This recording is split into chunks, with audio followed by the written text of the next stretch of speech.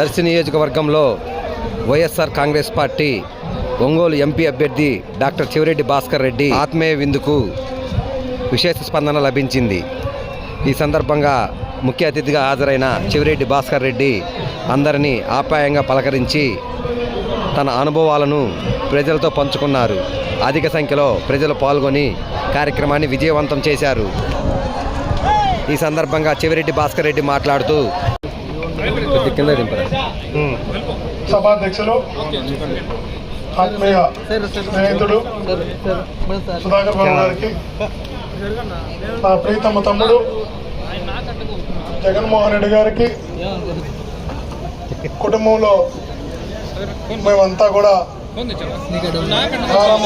ప్రారంభం నుంచి జగనన్నకు అన్నింటిలో తోడా నీడగా జగనన్న ఆదేశాలే మేము శిరసావహిస్తూ నడుస్తున్నాం. అంతగా జగనన్నకి అత్యంత సన్నిహితుడు నా ప్రీతమ తమ్ముడు శివాకు, అమ్మ నిజంగా కూడా ఇక్కడికి వచ్చిన తర్వాత నాకు శివ ఒక్కరినే కాదు, నన్ను కూడా సొంత కొడుకులాగా అన్ని రకాల ఆశీర్వదిస్తూ అన్నం పెట్టి కుటుంబంలో ఒకరిగా చేర్చుకున్న మా అమ్మకు, మా చెల్లెలు నందినికి, వేదిక పైన పెద్దలకు, వేదిక ముందున్న పెద్దలకు పేరు పేరున హృదయపూర్వకంగా చరిత్ర నుంచి నమస్కరిస్తున్న పెద్దలారా, ఆత్మీయులారా. ఈరోజు చాలా సంతోషంగా సంతృప్తిగా ఉంది. మీ మధ్య నిలబడుకోవడం సంతృప్తినిస్తాను. కొన్ని పరిస్థితుల్లో ఇక్కడికి రావాల్సి వచ్చింది. మీ అందరితో ఒక్కడిగా ఉండమని, మీలో ఒకటిగా జీవించమని జగనన్న నన్ను పంపాడు. పంపినప్పుడు ఇక్కడికి వచ్చిన తర్వాత అనిపించింది నాకు, ఇంత గొప్ప మనుషులు, ఇంత గొప్ప ఆత్మీయత, ఇంత గొప్ప అనుబంధం. నిజంగా కూడా నేను రాష్ట్రం అంతా కూడా తిరిగా. రాష్ట్రంలో 175 నియోజకవర్గాలు రాజశేఖర్ గారి పాదయాత్రలో మొత్తం తిరిగారు. రాజశేఖర్ గారి పాదయాత్ర, జగన్మోహన్ గారి పాదయాత్రలో సుమారుగా మొత్తం తిరిగా. ఓదార్పు యాత్రలో తిరిగా.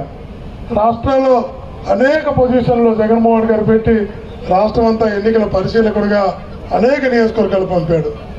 అన్ని ప్రాంతాల ప్రజలను కూడా దగ్గరగా చూశా. కానీ నేను మనస్ఫూర్తి చెప్తున్నా, ఇంత అభిమానం, ఇంత ఆత్మీయత ఉన్నటువంటి ప్రజలను నిజంగా కూడా ఇక్కడే చూస్తున్నా, ఇప్పుడే చూస్తున్నా. మీ అందరూ కూడా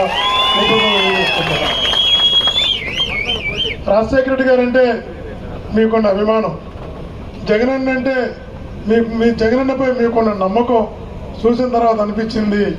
మేము అనుకుంటుంటాం అప్పుడప్పుడు, కడప జిల్లాలో, రాయలసీమలోనో ఆ ప్రాంతంలోనో జగనన్న ఎక్కువ పీక్ ఉంటుందని.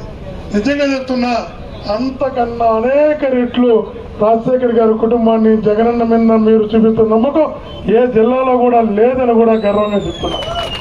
ఎంత ఇష్టపడతారో జగన్మోహన్ గారిని. అలాంటి కుటుంబానికి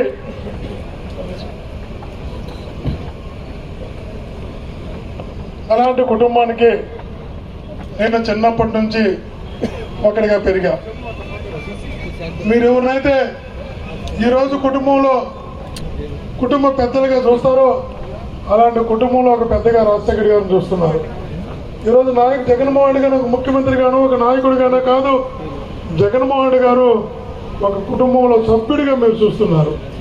అట్లాంటి జగన్మోహన్ రెడ్డి గారి కుటుంబంతో నేను చిన్నప్పటి నుంచి కూడా కలిసి పెరిగా.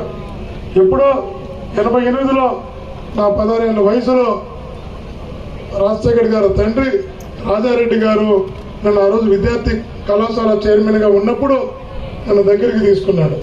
నేను ఆ 16 ఏళ్ళ వయసులో చిన్నవాడిగా ఉన్నప్పుడే నన్ను దగ్గరికి తీసుకున్న రాజారెడ్డి గారు తర్వాత తన కొడుకైనటువంటి రాజశేఖర్ గారికి అప్పగించారు. రాజారెడ్డి గారితో, రాజశేఖర రెడ్డి గారితో, జగన్మోహన్ రెడ్డి గారితో 36 సంవత్సరాలుగా నా జీవితంలో ఒక క్షణం కన్ను అటువైపు ఇటువైపు చూడకుండా, అడుగు పక్కకు వేయకుండా 16 ఏళ్ళ వయసు నుంచి ఆ కుటుంబంలో 3 తరాల నాయకుడికి శిష్యుడిగానే పెరిగా, కుటుంబంలో సభ్యుడిగానే పెరిగా. ఈరోజు ఎలాగైతే ఒక కమిట్మెంట్తో పెరిగానో అదే కమిట్మెంట్తో మీకు ఈరోజు మాటిస్తున్నా. జగన్మోహన్ గారు ఏ నమ్మకం అయితే నన్ను పెట్టి ఇక్కడికి పంపించారు, జగన్మోహన్ గారు ఏ నమ్మకం అయితే ఈ ప్రాంతంలో మీతో ఒక్కడిగా ఉండకుండా పంపించారో, మీరందరూ జగనన్న మాకు మంచి అభ్యర్థిని పంపించావు, మంచి వ్యక్తిని పంపించావు, మంచి పార్లమెంట్ సభ్యుని పంపించావు, మేము నిజంగా నీకు థ్యాంక్స్ చెప్పుకుంటున్నామని జగనన్నకి మీరందరూ కృతజ్ఞత చెప్పుకునేలాగా భయంతో బాధ్యతగా పనిచేస్తానని కూడా మీకు అర్థం కాదు. పదవుంటే వ్యాపారాలు చేసుకోవచ్చని నమ్మే వ్యక్తిని అంతకన్నా కాదు. ఎప్పుడో ఒకప్పుడు వచ్చి కనిపించి ఇంటికి పిలిపించి మాట్లాడే వ్యక్తిని కాదు.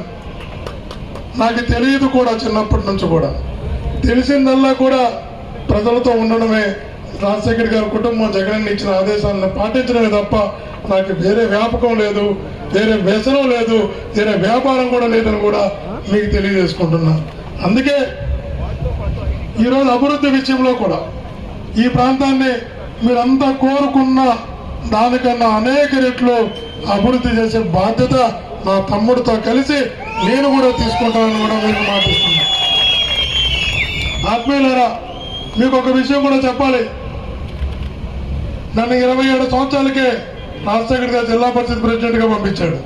34 ఏళ్ళకే తిరుపతి చైర్మన్ చేసి అతి చిన్న వయసులో ప్రపంచ ప్రఖ్యాతిగాంచిన టీటీడీకి బోర్డు మెంబర్ చేశాడు. 34 సంవత్సరాలకే నన్ను చేసిన తర్వాత తుడా చైర్మన్గా కూర్చున్న తర్వాత రాజశేఖర్ గారు ఒక్కసారి నన్ను పిలిచి అడిగాడు, నా పరిపాలన మీద ఒక రిపోర్ట్ ఇస్తావా అని అడిగాడు.